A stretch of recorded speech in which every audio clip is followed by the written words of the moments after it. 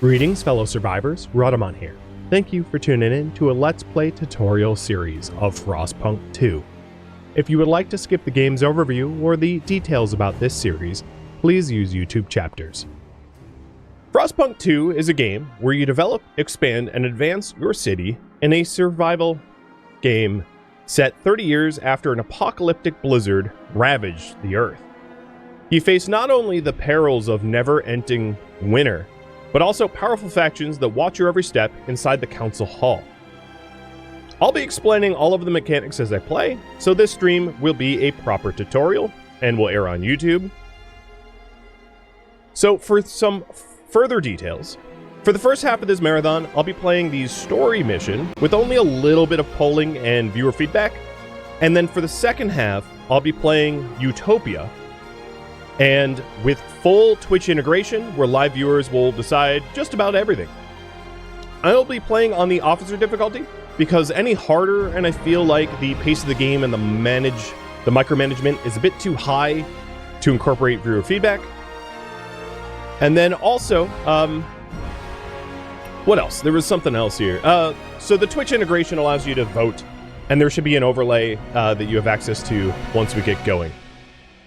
So I'm going to jump into the story, and you're going to see me disappear, so I'm not blocking any of the cinematics. Here we go. New story. Prologue, The Wanderers. In 1887, the world froze to death. Civilization crumbled. The failing British Empire built generators to support cities of evacuees, cities that would become the last on Earth. Whether huddled by a generator or out in the open frostland, those that survived were shaped by the ordeal. 30 years later, all became very different people. I'm playing on officer difficulty and not with survivor mode on. So let's get going.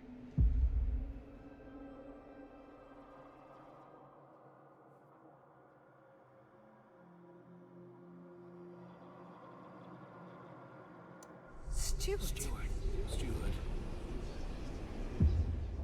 Captain. Can you hear us? Captain! Do you hear us? A generation ago, we fled the crumbling British Empire as the world froze around us.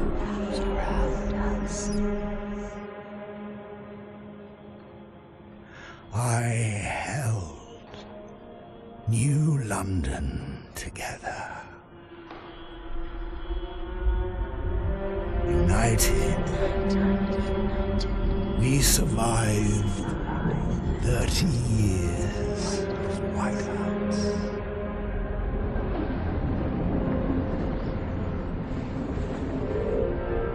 But the world around us is dead. Empty.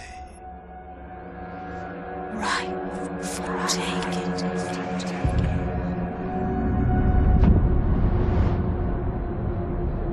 The city grows. Vestas. Merely surviving is not enough. We have to expand. After all, it's us who survived the end of the world. It's us who survived. Yes. Now what?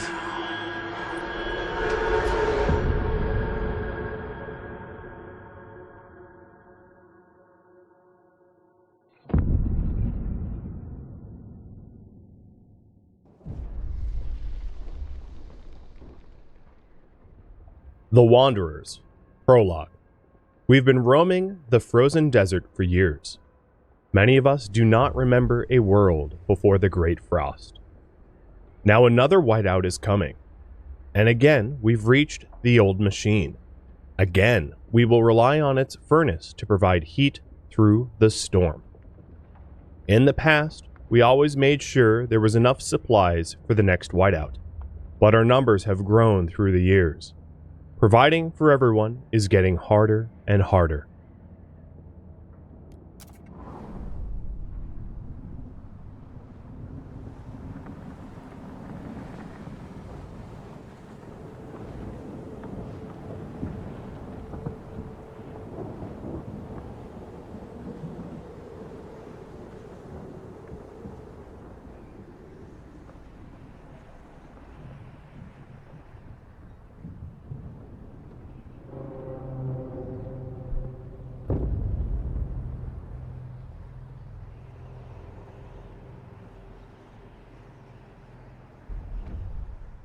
Fight the cold. The old dreadnought remains in pieces under layers of snow, but the scattered wagons still have resources inside. First, we must break ice to reach one of the old oil wagons, and construct an extraction district to use it. Then we can turn on the dreadnought's furnace to heat us. We will restart the furnace. Instead of explaining all of the UI and game mechanics right now, I will explain them as they become relevant to gameplay. On the top left, you can see, let me unpause for a second. Whiteout is arriving in 88 weeks. And the goals at the moment is to frostbreak to an oil wagon and construct an extraction district, and to turn on the furnace in the dreadnought wreck to provide heat. So the first mechanic is frostbreaking. If you hit X, or the button on the bottom right, which is the frostbreak area, the buildable area is in dark gray. The white tiles is where you can start frostbreaking, and the sort of shaded tiles is where you can expand frostbreaking. So initially, you have a very limited scope in which you could build, and you need a frostbreak. So what it is telling us to do is to frostbreak an oil wagon. So in this overlay, you can see the resources here. We have got prefabs, which allows you to build new buildings. We've got 1, 2, 3 oil deposits, each with their own finite amount of material. We have got more prefabs, 2 iron deposits. Actually, these are not iron deposits. These are old wagons full of materials. And then fertile soil, each with their own finite amount. And then down here, instead of fertile soil, it is a seal colony with a lot more food than the fertile soil. Frostbreaking costs workforce. So each time you frostbreak, you temporarily use 300 workforce, but once they're done frostbreaking, those workforce members go back into the general pool, and also 30 scraps. Scraps in this prologue is called scraps. In every other chapter in the game, it is called heat stamps, which is essentially the currency in the game. You can see your heat stamps in the top here, or scraps now, and the income. So from individual contributions, we get 21 a week, and then also the workforce. So the workforce is 1950, which is 65% of the total population. Not all of your population works at any given time. Some people are old, young, children, sick, etc. All right, so let's start by frostbreaking to the oil wagons. The other thing to note is that up here is our heat. So right now it is negative 20 Celsius, and we are not heated. If you don't heat things, people will get sick, or also freeze to death. And if you aren't providing for your citizens, they overthrow you as their steward. So it is important to take care of your citizens, or they will rebel. When you start frostbreaking, you can frostbreak only in contiguous paths. So one thing to note is you should not frostbreak in a pattern that leaves like islands in the middle, as that would get very messy to clean up later on. So I'm going to frostbreak like this. 1, 2, 3, 4, 5, 6, 7, and 8. And what they're going to be doing is spending the scraps and workforce to break the ice so that we can actually build. Now, as we're frostbreaking the oil wagons, I actually want to set up the first housing district, and I'm going to be explaining a critically and crucially important detail in the game, which is proximity effects. So at the start of the game, you have 3 different districts that you can build. A housing district, which shelters people. And we have 35 unsheltered people, and each housing district offers 15 shelter. When you build a building, sometimes you will see special areas to build in, which provide bonuses. So for instance, if I build the housing district next to the generator, it will receive free heat, meaning it is easier to heat than if I did not. Now, one important thing to note is there are 3 little tabs in order to fill building a housing district, and this will be easier if I show you. So placing 3 pieces of the housing district next to the generator provides the heat, but the housing district is actually 6 large. So when you're trying to obtain these proximity bonuses, you only need to fulfill the requirement. So it wouldn't make sense necessarily to surround the entire generator by one housing district because it wouldn't get multiplicative effects. So the other tiles around the generator would be better suited to construct a different housing district. And pretty much all buildings can have adjacency bonuses. So building a housing district right next to an extraction district will keep each district warmer.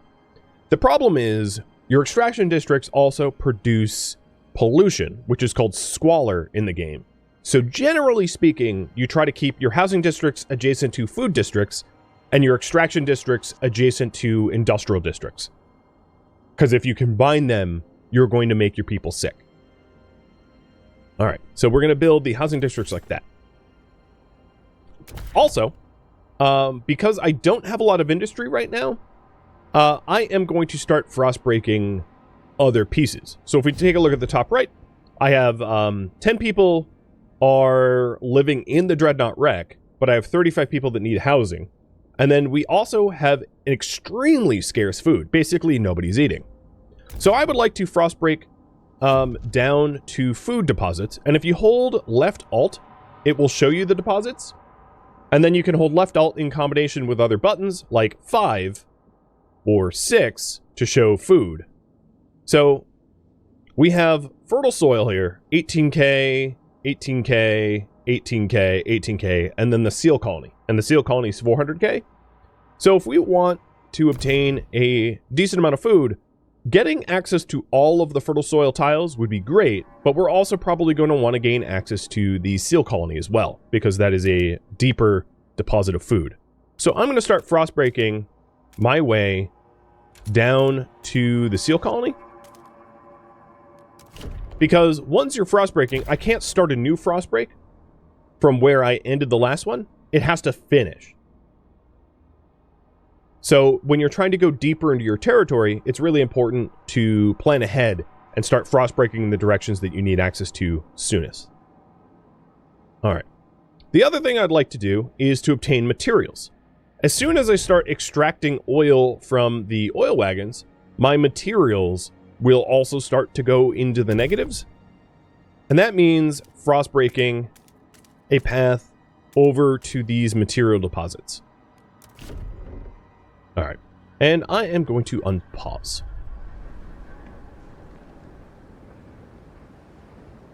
So the reason to do all this frostbreaking up front is I have a huge amount of free workforce because nobody's actually working anywhere yet.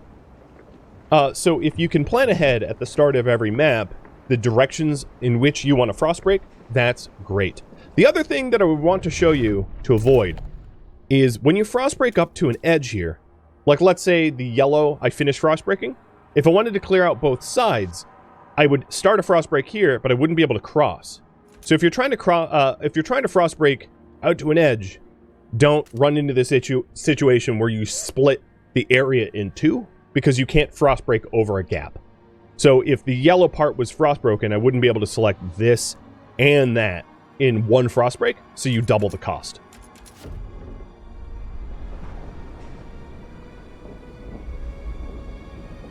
And here are the little frostbreak engines running.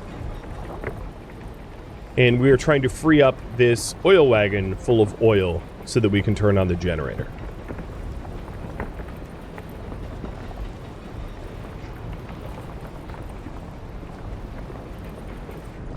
if you ever have questions, there is a tutorials button up here. I did not turn it off for this stream, but this explains frostbreaking in detail, district construction in detail, area of effects in detail, but I'm summarizing it for you so that it's faster than me carefully reading the tutorials. Alright, so the frostbreak to the oil wagon is done. So we're going to open up the build districts and build an extraction district. And I'm going to build an extraction district. Normally, districts are 6 large, but on this prologue, they're only 3. And I'm going to build it away from the Dreadnought so that the pollution from this oil extraction district doesn't bleed over to the housing district. So that I can build more houses around the Dreadnought and not run into the squalor issue that I was referring to. So there we go. Another thing is you build buildings with something called prefabs. And if you take a look here, there is a construction wagon with 500 prefabs here. So I'm also going to want to frostbreak towards the construction wagon. Like that. So that we can start obtaining prefabs. So I'm frostbreaking an area around the Dreadnought to free up more housing space. And also to the prefabs. Done. Now, each time I frostbreak, it is 30 scraps. And I only make 21 scraps a week. So it's also one of those things that you need to plan accordingly because you don't have infinite money. So you got to frostbreak with a bit of a plan in mind. Other than the number of grids needed, do the districts have a required shape? They don't. In this prologue, there is not a lot of district planning that needs to be done, but in the next chapter there is, and I'll start explaining some of the theory behind that once we get there. Alright, taking a look. I have access to this fertile soil tile, so as soon as I can afford a food district, I would very much like to start tapping that, and then we also have access to this one as well.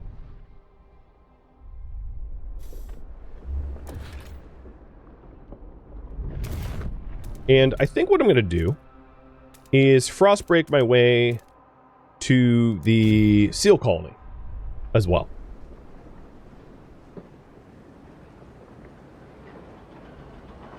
And the fight the cold here, most things are timed. So instead of, for people that are used to my streams, normally I have like a priority above my head. But because the game always gives you like a priority, I didn't feel the need to include that because I'm always going to be told essentially what I'm working towards while playing.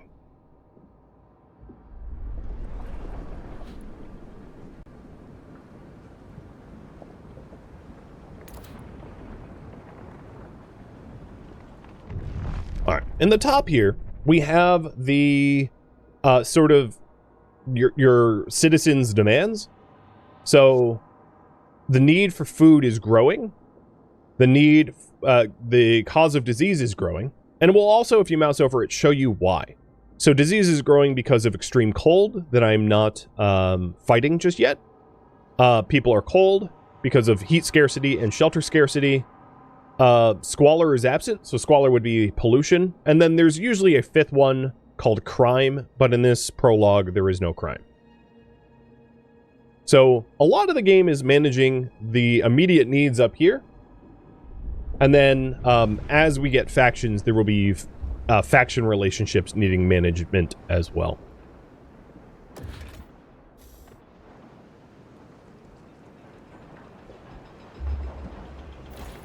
All right, the extraction district is almost done. And as soon as it gets done, I will construct a food district at the seal colony. I just need 60 scraps, so at the end of this week, I should have that.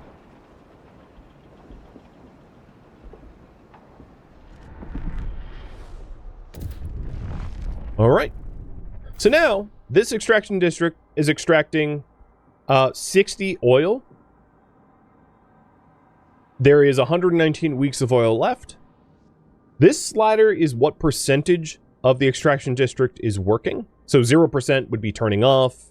you know, and then 20, 40, 60, 80, 100 up in 20 intervals. So now that we have an income of oil, we can turn on the Dreadnought furnace. So if we click on the Dreadnought wreck here and go to generator, we can turn the generator on. Now, another thing to note here, which for this prologue isn't all that necessary to micromanage. Oh, well, let me read this first. Provide basic infrastructure. The furnace is on. We have enough oil to cover current needs, but the cold will still affect our people until they have proper shelter. Housing will be best to protect us from the cold if built in close proximity to other housing or the furnace itself. However, we need prefabricated parts for construction. We've brought some with us. The rest we need to extract from the wagon wreckages. All right, so back what I was saying is we don't have oil storage. I have nowhere to actually put the excess fuel. So we are pumping 60 units of oil out of the Dreadnought wreck, but we only use 30 of it. So if I wanted to micromanage this, I could lower the amount of workforce working in this extraction district until I get to 0. Essentially, we're only extracting as much as we're using. This level of micromanagement isn't all that necessary for the prologue, but it is necessary in later chapters in the game when the difficulty goes up. Additionally, whenever there's new information to glean, clicking these little thought bubbles is the way to glean them. And then the other really cool thing about this is you can click on the district itself and like zoom all the way into the district to sort of scope out what's going on. And I'll show you that a bit later. So oil. As the thick black liquid oozes through the pipes, our people rejoice. The carcass of this old machine is a testament to the hardships that made us. But more importantly, it's our haven in the storm. It allowed us to weather many whiteouts, and it will do so again. We have oil, we can turn on the furnace. And this furnace here is turning oil, 24 oil, into 48 heat. So there's different heat sources in this game. There is oil, there is coal, and there's geothermal gas or geothermal steam, and each have their own heat generation. But for this tutorial, we're doing oil, and also you could overdrive. So what overdrive allows you to do is it lets the generator burn a little hot, meaning that it will increase its wear and potentially cause malfunctions, and it could result in casualties. But it does lower the fuel requirement temporarily. So if you aren't producing enough fuel and you want to produce more heat, you can at least temporarily turn on overdrive. So it wants us to build 2 housing districts and frost break a construction wagon. All right, so let's do the actually, let's do the housing first, because I have a bunch of saved up prefabs. So what I'm going to do is frost break this area here to free up more space for adjacency bonuses for the housing. So if I hold left alt and hit 4, you can see the requirements. So this housing district right now requires 20 heat. It would be 40 heat, but because it's next to the generator, it went down by 20. And I just thought it was important to note that, because I'm about to change that number.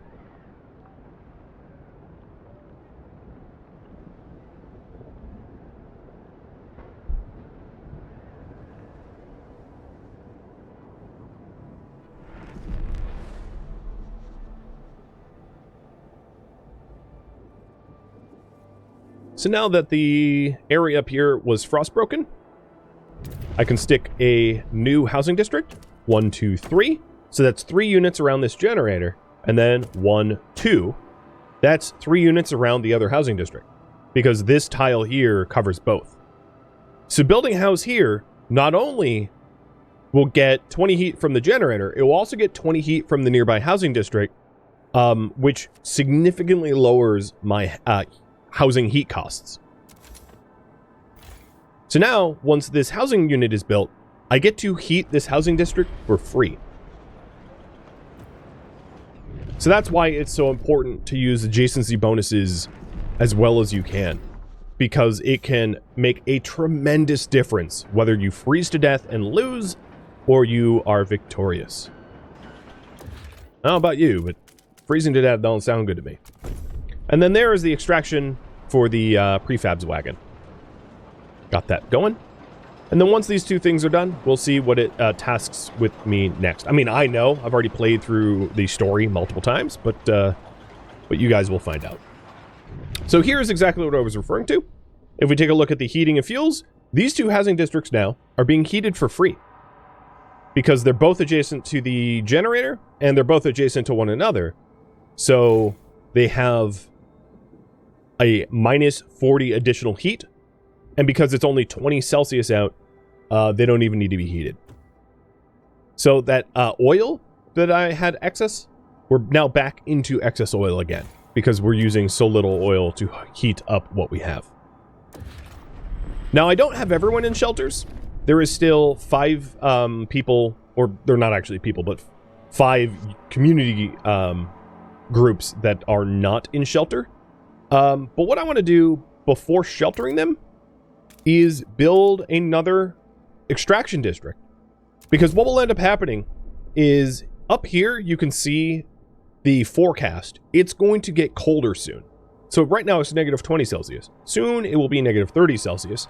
And what will end up happening at negative 30 Celsius is we will need more oil extracted to keep people from freezing to death. Now that I have almost everyone in homes, this, so these need demands here, the longer this sort of like black stream is, the more serious it is. So there's like, the hunger needs are growing and the disease needs are growing, but the cold needs are diminishing, meaning that we have solved a lot of our cold issues.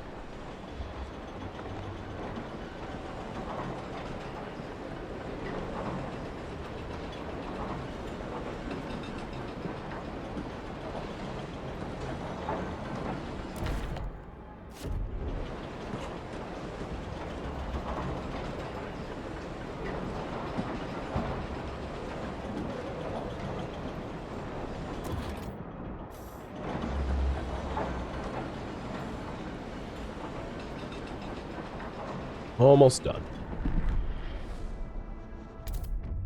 Gain access to food. We have established some heat and shelter for our people, but now we must turn our attention to the incoming whiteout. First, we must frost break into to the small patches of fertile soil suitable for growing food. Then we must store it in easily accessible depots. We must move quickly so no one starves. Alright, so as soon as I have 60 scrap, I will start to harvest the seals, and then I'll expand food districts. Or actually, we'll start with fertile soil, because that's what it's telling me to do in the tutorial. Alright, that's one food district going in. Also, if you take a look up here, heat is limited. We are not extracting enough oil, so I'm going to change the workforce amount to match the current demand. Once later on in the game, you actually have a place to store excess coal or oil, constantly fiddling with the workforce sliders is a lot less necessary.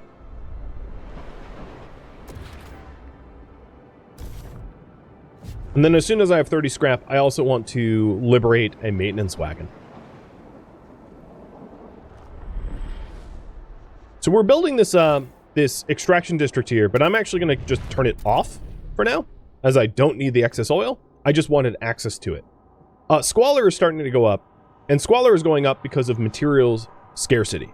So because we lack materials, it's causing crime.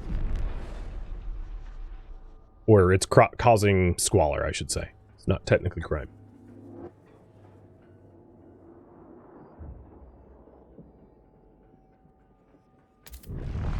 So, frost break the maintenance wagon, and then I'll start a path. Oh, good, we actually got there. To the other fertile plot over there. So I have every fertile soil plot except for this one now exposed. So I've done a lot of frost breaking and revealed most of the strategic resources to be made available to us. Okay, So disease is now diminishing, and cold is now diminishing, but hunger and squalor are growing.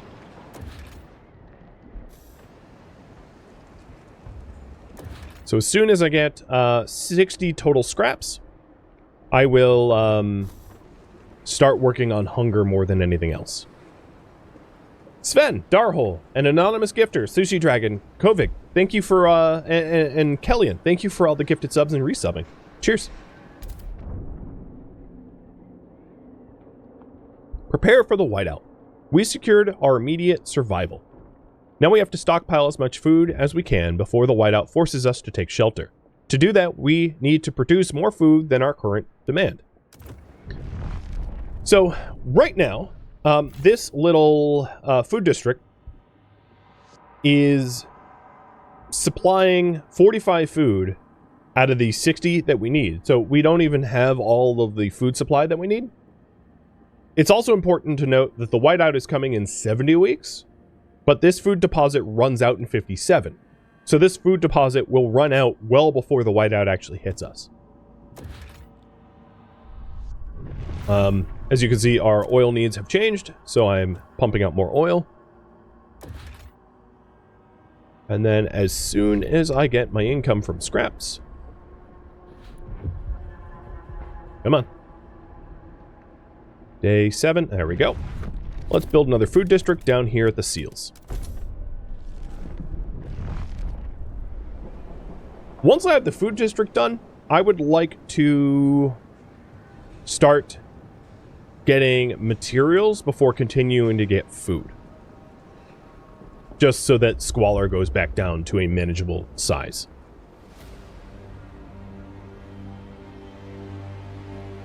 Thank you for tuning in to Frostpunk 2, which originally streamed live on Twitch September 21st.